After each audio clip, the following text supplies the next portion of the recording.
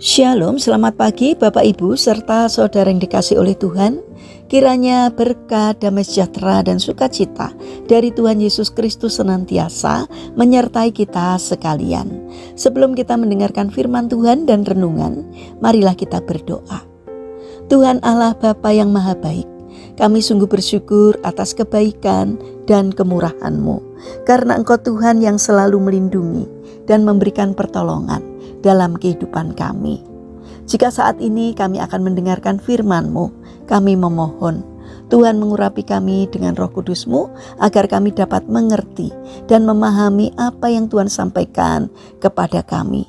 Mampukan kami untuk mentaati firman-Mu, ya Tuhan. Terima kasih atas berkat-berkat-Mu di dalam kehidupan kami. Dalam nama Tuhan Yesus Kristus, kami sambut berkat firman-Mu. Amin. Bapak Ibu serta saudara yang terkasih, bacaan firman Tuhan saat ini diambil dari TB2, Kitab Ulangan pasal 1 ayat 30 sampai 31. Demikianlah sabda Tuhan.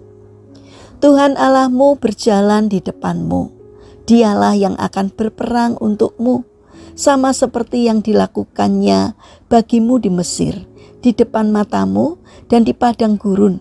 Di sanalah engkau melihat bahwa Tuhan Allahmu menggendongmu seperti seseorang yang menggendong anaknya sepanjang jalan yang kamu tempuh sampai kamu tiba di tempat ini. Tema renungan saat ini adalah digendong Allah di tengah reruntuhan kehidupan. Bapak Ibu serta saudara yang terkasih, sebuah gempa bumi yang berkekuatan 8,2 skala Richter mengguncang Armenia dan menghancurkan sebuah bangunan sekolah hingga rata dengan tanah. Di depan puing-puing itu berdirilah seorang ayah dengan hati yang remuk. Pagi itu seperti biasa, ia mengantar anaknya ke sekolah dan mengucapkan kalimat sederhana namun penuh makna. Ayah akan selalu hadir untukmu dalam segala keadaan, nak. Kini janji itu diuji oleh kenyataan yang menakutkan. Di tengah tangisan para orang tua dan kepanikan di lokasi bencana, sang ayah berusaha untuk menenangkan diri. Ia mengingat dengan seksama letak ruang kelas anaknya. Dengan keyakinan yang kuat, ia berjalan menuju sudut kanan belakang gedung yang telah runtuh, mengabaikan rasa lelah, bahaya, dan larangan orang-orang di sekitarnya. Ia mulai menggali puing demi puing dengan linggis di tangannya. Waktu berlalu perlahan, 1 jam, 6 jam, 12 jam, hingga lebih dari 1 hari. Banyak orang telah menyerah, tetapi ayah ini tidak. Bagi dunia, tindakannya tampaknya mustahil, bahkan nekat. Namun baginya, kasih dan janji jauh lebih kuat daripada rasa takut. Pada jam ke-38, ia berhasil menyingkirkan sebuah puing besar dari bawah reruntuhan. Terdengar suara anak-anak yang masih hidup. Dengan suara bergetar ia memanggil, "Arman." Dari bawah terdengar jawaban yang menguatkan jiwanya. "Ayah, aku di sini. Aku tahu ayah pasti datang. Aku sudah mengatakan kepada teman-teman, ayah pasti menolong kami karena ayah berjanji." Anak itu menolak menjadi yang pertama diselamatkan. Ia memilih agar teman-temannya lebih dulu naik, sebab ia percaya ayahnya tidak akan meninggalkannya.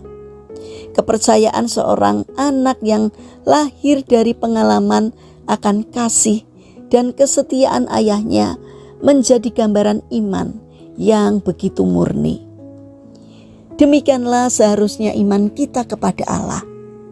Dalam perjalanan hidup, seringkali kita berada di reruntuhan, masalah, penderitaan, dan ketidakpastian. Kita mungkin merasa sendirian dan tidak berdaya. Namun firman Tuhan menegaskan bahwa Allah berjalan di depan kita, berperang bagi kita, bahkan menggendong kita seperti seorang ayah yang menggendong anaknya.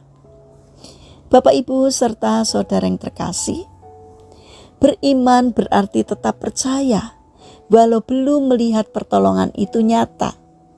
Iman sejati bersandar penuh pada karakter Allah yang setia, bukan pada situasi yang terlihat. Ketika kita belajar percaya seperti seorang anak, kita akan mengalami bahwa Allah tidak pernah ingkar janji. Ia selalu hadir tepat pada waktunya. Mari kita berdoa. Tuhan Yesus yang Maha Baik, ajarilah kami untuk percaya penuh kepadamu, bahkan di saat hidup kami terasa runtuh. Teguhkan iman kami agar kami tetap berharap dan bersandar hanya kepadamu. Bapa yang Maha Baik, kami mendoakan bagi mereka yang mengalami permasalahan dan kesulitan hidup. Kiranya mereka tidak menyerah dalam menghadapi kesulitan, melainkan bangkit berjuang. Kiranya Tuhan memberi kemampuan sehingga setiap kesulitan yang dialaminya dapat teratasi, karena kami percaya bahwa Tuhan berkenan hadir untuk menolong mereka. Bapa yang Maha Kasih, kami mendoakan bagi pemerintahan bangsa dan negara kami.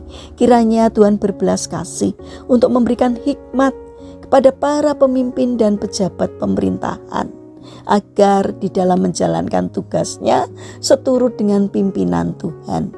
Berikanlah hati kepada mereka, hati yang melayani masyarakat. Jauhkan mereka dari tindakan menyalahgunakan jabatan. Bapa yang Maha Kasih, kami berdoa bagi mereka yang terbaring sakit. Kiranya Tuhan memberkati setiap upaya yang mereka lakukan. Kiranya Tuhan berkenan hadir untuk menjamah dan menyembuhkannya. Bapa yang Maha Baik, kami ingin menyerahkan setiap rencana dan aktivitas kami hari ini kepadamu. Berikanlah ketekunan dan semangat kepada kami dalam menjalankan karya kami hari ini. Mampukan kami untuk dapat menjadi berkat bagi sesama kami. Terima kasih Tuhan, kami percaya bahwa Engkau akan menyertai dan menolong kami.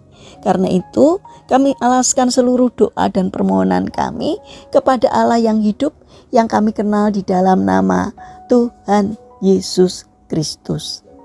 Amin.